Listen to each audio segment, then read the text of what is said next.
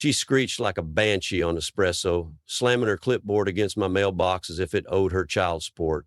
Dressed head to ankle in radioactive pink and armed with a whistle that could summon geese from Canada, Karen stood on my lawn, yelling about chlorine contamination and unauthorized lounge chairs. I had moved in yesterday. My coffee was still brewing, my name barely on the mailbox, and already I was being audited by the queen of pool compliance. What crime did I commit? Breathing near her laminated kingdom. When I bought the house on Maple Elm Lane, I was under the naive impression that I was moving into a slice of American tranquility. Trimmed hedges, silent sprinklers, and neighbors who smiled like background extras in a toothpaste commercial. The listing had emphasized quiet community, well-managed HOA, and access to a shared pool. Nobody mentioned the self-appointed suburban warden who patrolled the neighborhood in a bubblegum pink jogging suit and weaponized eye contact like a laser-guided missile. I met her on a Monday morning, 6:57 a.m. sharp to be exact. I remember the time because I had just returned from a zombie-like grocery run and was mentally preparing for the sacred act of unpacking frozen waffles. Instead, I was greeted by the distinct sound of an iPhone camera shutter going off in rapid-fire succession. There she was, crouched like a paparazzo next to my Honda, snapping close-ups of my windshield like it was a crime scene. Pink joggers, clipboard clutched like the Ten Commandments, and a ponytail so tight it looked like it hurt her thoughts. "Excuse me?" I asked, balancing a Costco box of eggs in regret. No hello, no introduction. She turned her gaze on me, eyes narrowed like she'd caught me defacing the Declaration of Independence. "You're new," she said. Not a question, an accusation. Yeah, Derek Caldwell. Just moved in last week." She scribbled something on her clipboard. "I'm Karen, head of the Pool Integrity Oversight Subcommittee." There was no such thing listed in the HOA welcome packet, but I wasn't about to argue with a woman vibrating with this much laminated authority. She marched past me to the community pool gate, muttering about waterborne violations and unauthorized beverage types. I followed her gaze to the side of the pool deck where, gasp, a bottle of flavored sparkling water rested peacefully on a bench. Mine, obviously. She whipped out a ruler from her tote bag and measured the distance between the bottle and the edge of the pool like she was surveying for a missile launch. "That's within the splash zone. Violation 4A. It's plastic," I pointed out. She ignored me. "And you had 3 people at the pool on Sunday," she added with a tone usually reserved for felony charges. "Rule 2C, limits guests to 2 per household." "I don't even know 3 people here." She tilted her head. "Don't lie, we have cameras." Then she took a photo of the pool filter, circled something invisible with a red pen, and muttered, "That looks off." I stood there, still in my slippers, holding a soggy bag of frozen peas, wondering if this woman had crawled out of a reality show called HOA Wars, Clipboard Edition. "Oh," she said with a flourish, handing me a slip of paper. "I'll be reporting this. What exactly are you reporting?" "You'll see," she said cryptically, as if she'd just dropped a mysterious prophecy instead of a bogus infraction notice. I watched her jog off, high ponytail bouncing like a metronome of menace, and it hit me. This was her turf. The pool, the parking lot, the very air between the fence posts. She didn't run the HOA, but she was the HOA, in spirit and pastel polyester, and possibly in caffeine-fueled delusion. Later that day, as I unpacked boxes and tried to remember which drawer I'd put the spoons in, I caught myself glancing out the window every few minutes like a nervous raccoon. I hadn't even unpacked my blender, and already I was enemy number 1. 2 days after the jogging suit incident, I decided to reclaim some dignity by doing the most American thing I could think of, lounging by a pool I technically helped pay for. It was a warm Thursday, the kind of day that begged for SPF 50 and irresponsible amounts of vitamin D. I packed a towel, a book I had no intention of reading, and a bottle of iced tea clearly labeled plastic in bold letters because I was already playing in HOA bingo and didn't want to give Karen another square to mark. The pool was mostly empty, save for a sun-faded flamingo float and 2 elderly ladies whispering under oversized sun hats. I took a chair, settled in, and had just begun to imagine a peaceful afternoon when I heard that sharp, unmistakable throat-clearing sound, like a judge calling court to order. And there she was, Karen, clad in a new shade of pastel, clipboard in hand like it was an extension of her spine. She stood at the pool gate, squinting at me, like I had committed a war crime by existing in swim trunks. Afternoon, I said, trying to sound calm and non-threatening, like I hadn't just flinched at the sight of her visor. She didn't reply. Instead, she walked the perimeter of the pool like a property appraiser with a personal vendetta, mumbling legalese to herself and tapping her pen with surgical precision. Then she stopped, right in front of me. She flipped her clipboard open like it was the Constitution and I was being impeached. Rule 3F, she announced, like we were in some HOA courtroom. No glass containers within 15 feet of the pool. I lifted my iced tea bottle. Plastic, she sniffed. Well, it looks like glass. And Rule 7B, guests must shower before entering the water. I haven't even touched the water, I said. Karen narrowed her eyes. But you might. She circled something on her paper, and I swear I saw steam rising off the ink. Also, she added, you had 3 men with you last Sunday. Guests are limited to 2 per household. That was my moving crew. Don't care, she said, flipping another page. Rule 2A, no commercial activity on HOA grounds. They were friends helping me carry a sofa. Did they carry it professionally? What does that even mean? Her sunglasses slid down her nose as she locked eyes with me. Intent matters. At that point, I realized arguing with Karen was like arguing with a Wi-Fi printer. It didn't matter what logic you used, it would still spit out the wrong page. I tried to breathe, stay calm, de-escalate. But deep down, I knew I wasn't just another resident to her. I was a case file. Is there a problem? One of the elderly ladies called out from across the pool, sensing the tension. Karen turned with the speed of a Roomba spotting a wall. Ma'am, this is an official compliance check. Please remain seated. I mouthed a quick apology and began gathering my things.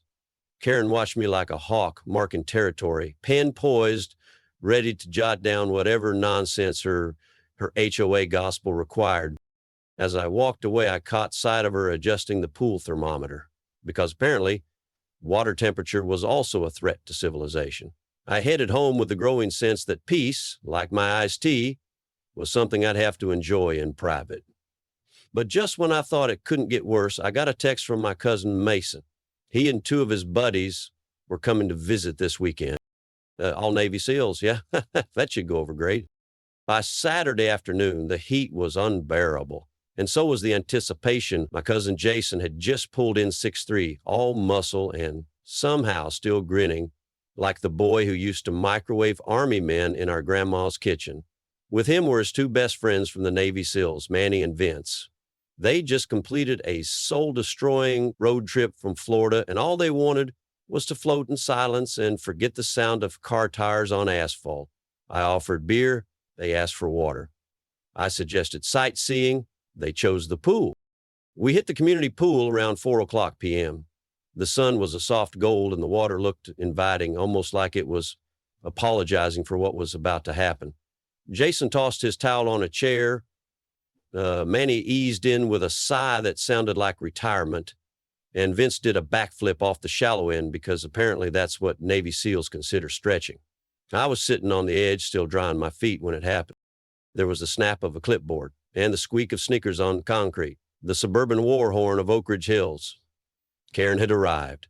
She stood at the gate like a deity of petty rules, orange visor gleaming, clipboard already cocked. "Excuse me," she bellowed loud enough to startle a toddler 2 blocks over. Her sandals slapped with purpose as she power walked toward us. "I need to see guest identification immediately." Jason blinked. Guest identification? Names, addresses, share verification, and a $20.00 guest fee. "There's a fee?" I asked, genuinely confused. Karen whipped out a crumpled sheet of printer paper with the confidence of someone holding the Magna Carta. "As of last month, implemented via emergency subcommittee vote, Section 12C, guest use fee, non-negotiable." Vince, halfway through adjusting his goggles, looked at her like she'd asked him to recite the B-movie script.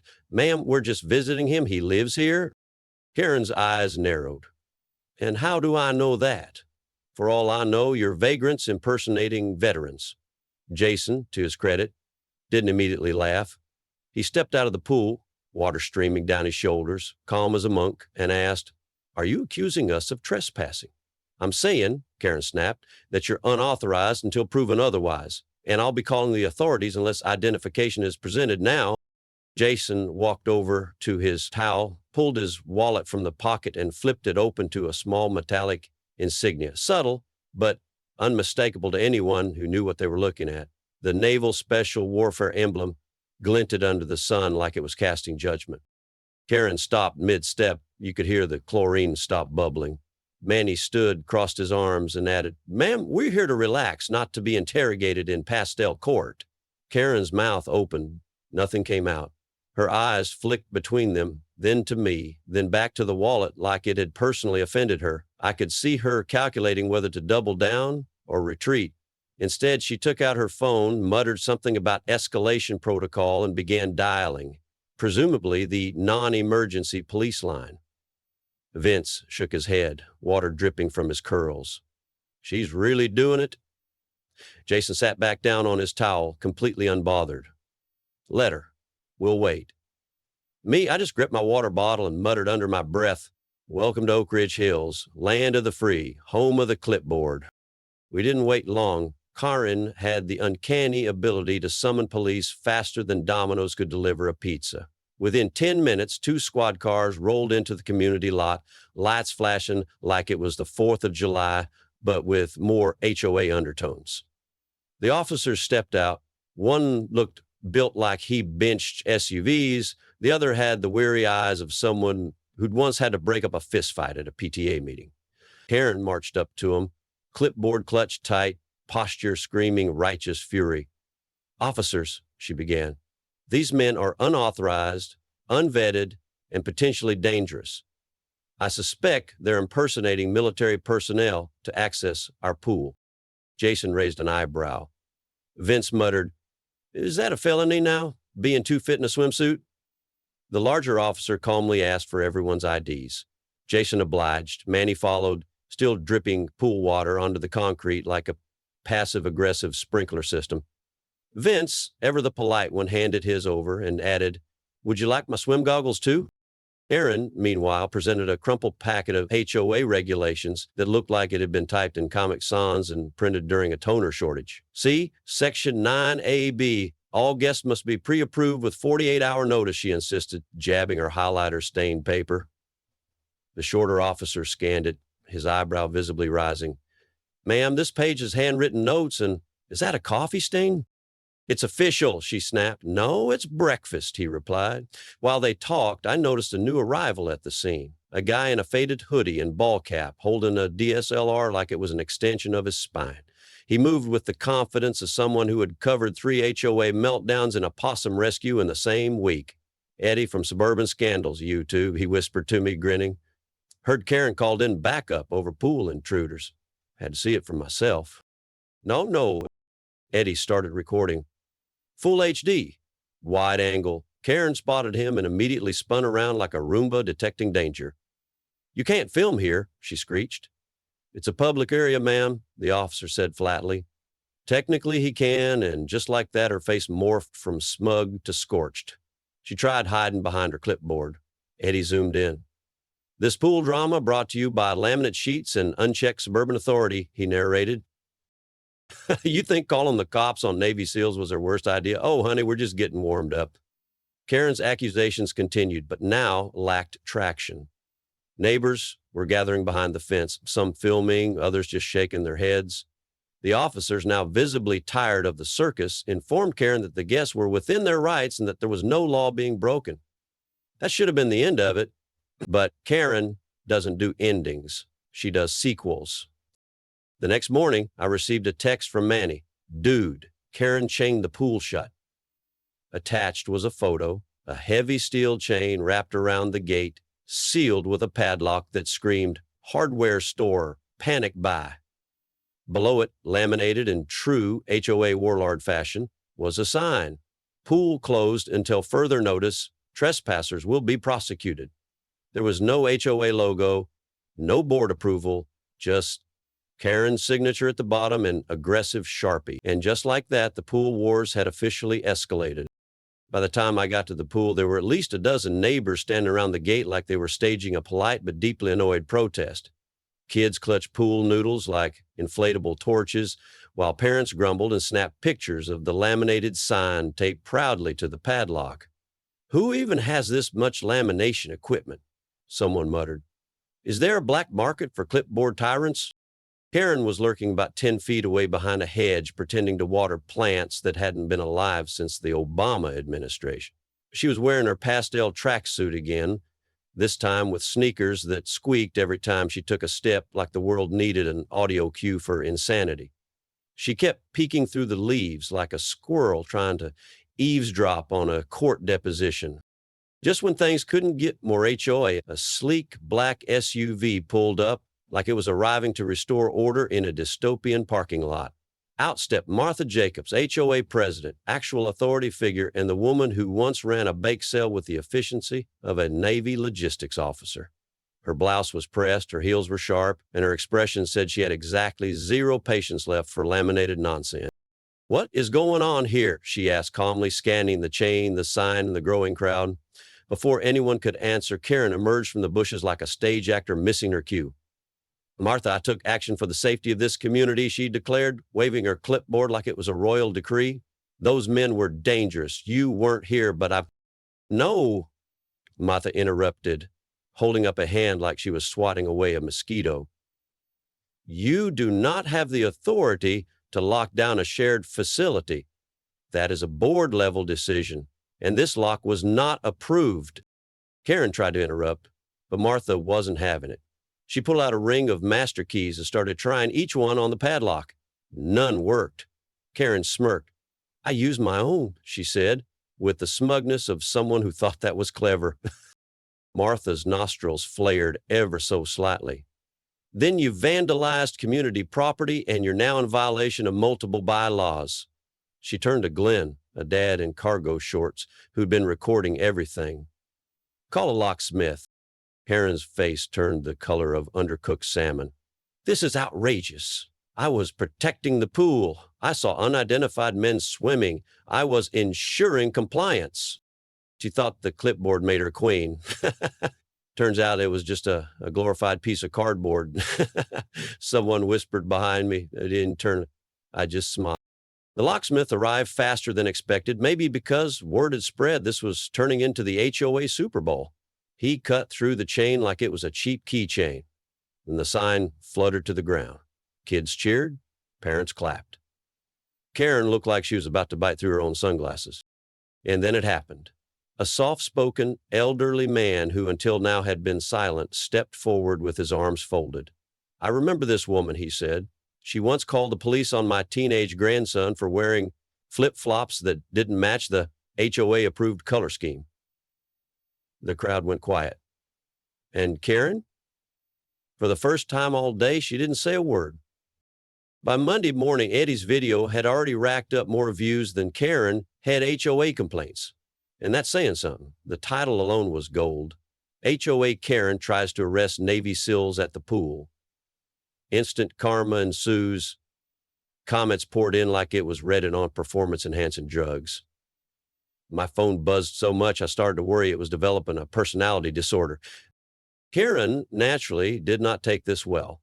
According to 3 different neighbors and one very exhausted FedEx guy, she spent the entire morning pacing her driveway in fuzzy slippers in a rage robe, talking loudly into her phone about defamation, legal action, and something called digital slander, which I'm pretty sure isn't a thing unless you're suing your toaster. By noon, she had posted a furious 17-paragraph screed on the neighborhood Facebook group, complete with all caps, excessive punctuation, and at least 2 misused legal terms. She referred to Eddie as a rogue media entity, the Navy SEALs as possible impersonators, and me, delightfully, as an agitator with suspicious guest history. It would have been hilarious if it hadn't been so deeply, desperately sad. But the real power move came not from Karen, but from the actual HOA board. That afternoon, residents received an official email stamped with the HOA letterhead. None of that Comic Sans energy Karen favored. The subject line was short and spicy. Emergency community meeting regarding pool incident. Just seeing that gave me goosebumps. Or maybe it was the air conditioning. Hard to tell with suburban adrenaline. The meeting was set for Friday night at the Oak Ridge Hills Clubhouse. Residents were strongly encouraged to attend. In HOA language, that's basically a subpoena. Meanwhile, Karen didn't go quietly. She doubled down, triple even. 2 days before the meeting, an anonymous flyer started showing up in mailboxes. Cheap paper, crooked text, and the unmistakable scent of desperation. It accused certain individuals of military cosplay, alleged pool trespassing, and warned residents of emerging threats disguised as guests. The best part?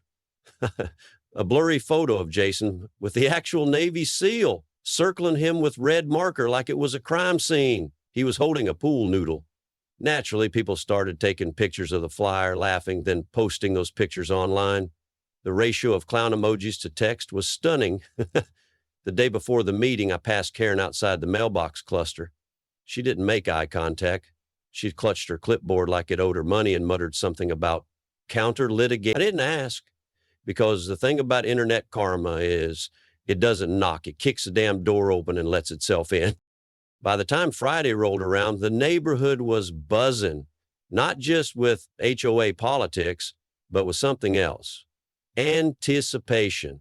Because Karen had done the one thing no one thought possible. She tried to outmaneuver a board full of lawyers with vibes and highlighters. The Oak Ridge Hills Clubhouse hadn't seen this much traffic since someone grilled steaks during a vegan HOA barbecue. Every folding chair was taken. People stood along the walls, whispering, phones in hand, waiting for fireworks. At the front of the room sat the 5-member HOA board, flanked by nameplates and the kind of water pitchers that scream, "We mean business." In the center, calm and steely-eyed, Karen made her entrance with all the subtlety of a parade float, clipboard in hand, pearls clutched, wearing a lilac pantsuit that might have once belonged to a retired TV anchor. She didn't sit, she hovered, like she was waiting to be called to testify before the Supreme Court. Martha opened with a tone so composed it bordered on threatening. She thanked the residents for attending, then read a prepared statement outlining the board's official investigation. The bullet points hit like a courtroom drama binge watch. Unauthorized closure of community amenities, repeated abuse of HOA authority, filing false reports with law enforcement, harassment of fellow residents, attempting to misrepresent HOA rules, and obstructing access to the pool using a Home Depot-grade padlock. Karen's nostrils flared, but she didn't interrupt. Not yet. Then came the public comments, and whoo boy, one by one, residents stood up and aired their grievances like it was Festivus. A young mom recounted how Karen once threatened to fine her for sidewalk chalk, citing visual pollution.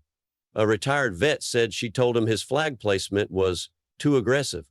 A teenager's dad described how Karen followed his daughter home on her bike to yell about helmet strap compliance. The room, normally so quiet and HOA sedated, buzzed like a wasp's nest. And then Jason stood. He walked slowly to the front, postured calm but firm. "My name is Jason Rowe," he said, voice low but clear. "Petty Officer, First Class, United States Navy, retired, Coronado SEAL Team 3. A dead silence. Karen's face paled like someone had unplugged her. Jason continued, "I'm proud of my service. I was invited here by my cousin, a resident in good standing. What I'm not proud of is being labeled a threat, defamed publicly, and harassed simply for going for a swim. Let me be crystal clear. If this continues, legal action will follow." You could practically hear Karen's clipboard shaking. Martha nodded, thanked Jason, and signaled the board to vote. No long speeches, no legal tap dancing, just action. And when they delivered the verdict, it was swift. Karen would be suspended from all community amenity access for 3 months. She would be fined $1,500, 0 cents, for the unauthorized pool chain and false emergency call. And if another incident occurred, the board would refer the matter to legal counsel for formal prosecution. Karen didn't blink. Her jaw locked in place like a stubborn garage door. The room held its breath. She opened her mouth and said nothing. Just scooped up her clipboard like it was a fallen comrade, turned, and stormed out. But if you thought it was over, bless your heart, because the best was still to come. By Saturday, the Oak Ridge Hills pool was back in full swing. Literally, kids cannonballed off the edge like nothing had ever happened. Neighbors lounged with iced drinks, sunscreen, and an unspoken agreement. Karen was no longer part of the equation. The infamous padlock was gone, the clipboard silenced, and the laminated signs had been repurposed as coasters. Karen herself had vanished like a bad smell after a thunderstorm. No poolside surveillance, no sudden coughs from behind hedges, not even a single passive-aggressive email, just silence. But across the internet, oh, she was very present. Eddie, never one to miss a dramatic follow-up, dropped a second video. The HOA meltdown, post-mortem. It had it all. Slow-motion fence rattling, dramatic zooms on Karen's face as Jason revealed his SEAL status, and a background score that was suspiciously close to a courtroom TV show theme. Within 2 days, the video hit 1 million views. Comments poured in. Karen just speed ran her own downfall, one user wrote. Another chimed in, "You don't mess with Navy SEALs and expect to keep your pool privileges, lady." Somewhere between mean status and moral lesson, Karen became a suburban parable. Not for heroism, for hubris. Life in Oak Ridge Hills started to settle, less drama, more lemonade. The HOA board even posted an official notice reminding residents that only actual emergencies should be reported to police. An oddly specific clarification, but no one missed the point. That evening, Jason and I took a slow walk past the pool. The sun was sinking, casting that golden hour glow that makes even HOA warning signs look poetic. Jason paused near the gate, the same one Karen had once chained shut like she was defending Fort Knox. He shook his head and chuckled. "You know, I've been deployed 5 times, seen some wild things, but this," he pointed toward the pool where a toddler splashed with a rubber duck, "this was the weirdest battlefield I've ever stood on."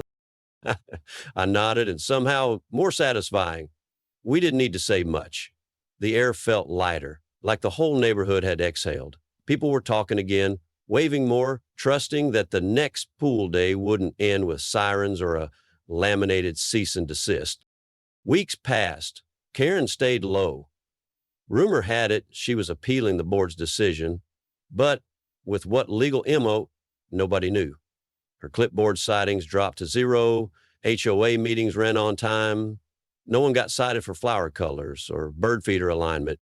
And then one last envelope arrived. Inside was a letter, signed by the commanding officer of Jason's old SEAL team, thanking the Oak Ridge Hills community for standing up for their own and showing respect to veterans just trying to live in peace. A simple gesture, but it landed harder than anything Karen ever scribbled. Sometimes karma doesn't need to shout. It just needs a pool, a camera, and the wrong person trying to play God with community guidelines.